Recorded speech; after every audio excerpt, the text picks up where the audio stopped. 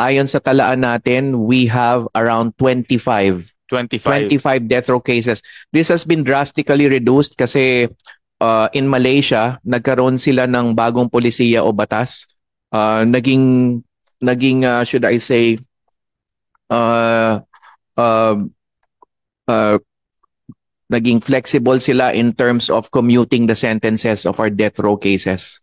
At nag-apply po yung ating embahada doon, so pasalamat kami sa DFA ng commutation. Nagkaroon silang ganong klaseng proseso. So it used to be in the neighborhood of 50 to 60, but now we're down to 25.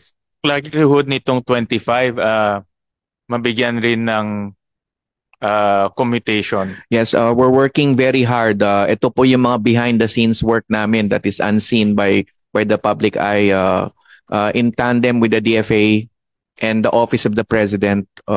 Si Presidente po is also very concerned about the death row cases, and we have been working quietly to hold the executions at bay, and tama po kayo, natumbok nyo, makommute yung sentence na yon, if not, mapawalang sala completely. But the general legal strategy is to hold the executions at bay, first level, second level to commute, and third level, maabsuelto yung ating kababayan.